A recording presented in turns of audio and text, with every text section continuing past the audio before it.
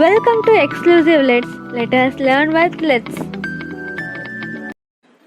Hi, this is Gayathri. In today's session, we are going to look at the poem A Different History by Sujata Batt. First, we are going to see the poet introduction. Sujata Batt is an Indian poet. She was born in Ahmedabad in 1956. She was brought up in Pune and emigrated to USA in 1968. Her mother tongue is Gujarati, but she presently lives in Germany. Her first collection of poem, Brunism, was written in 1986. She has won many prizes. Two among them are the Commonwealth Poetry Prize and Alice Hand Ballot Award. The Different History poem was published in the year 1986. Now, let us look into the poem. Great Pan is not dead. He simply emigrated to India. Here, the gods roam freely, disguised as snakes or monkeys. Every tree is sacred, and it is a sin to be rude to a book. Great Pan is the god of nature, god of freedom, god of liberty, god of fields, god of farming. In mythology, Great Pan was the only Greek god who was actually believed to be dead. But here, the poet, the Sujata Batt, says that he is not yet dead. He just emigrated to India, considering the land as a free place to live. She says that here the gods roam freely in the form of monkeys and snakes, and here trees are also worshipped as God, and it is a sin to be rude to a book. In Indian culture, books are also looked as sacred. Next lines.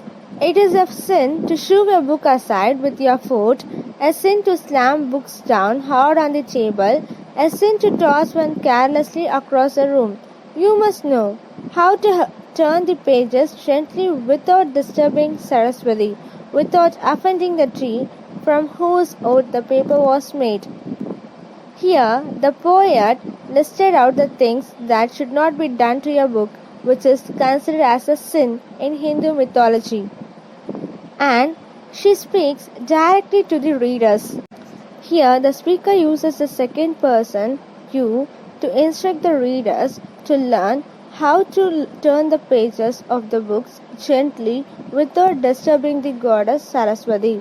Here we have the reference to the Hindu goddess Saraswati, who is the goddess of music, art and literature. In Hindu tradition, disrespecting a book is considered to be a sin. Which language has not been the oppressor's tongue? Which language truly meant to murder someone? And how does it happen that after all the torture, after the soul has been cropped with the long sighs swooping out of the conqueror's face, the unborn grandchildren grow to love that strange language? Here, the poet questions us. The poet Sujata Batt asks us that in spite of everything, in spite of the torture, in spite of the pain, in spite of the sufferings, we are accepting the language of the oppressor. We are accepting the language of the murderers. In spite of everything, we began to love that strange language. Here, the poet figures out how the Indian culture gets damaged by the intrusion of the British colonization in India.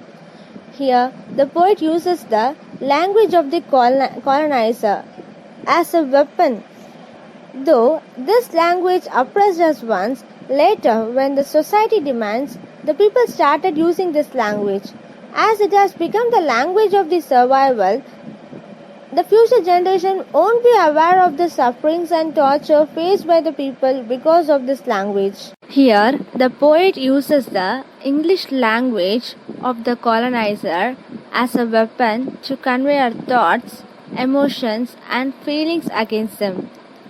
As the title signifies, the poem tells us about different histories and different cultures like the Greek mythology, Indian religion, and British colonization. Here we can also see a different history and environment which the poet experienced during her migration. The theme of the poem is colonization, nature, religion, loss of language and culture. I hope you guys understood this video. Thank you for watching. Please like us, share us and subscribe us, and don't forget to press the bell button.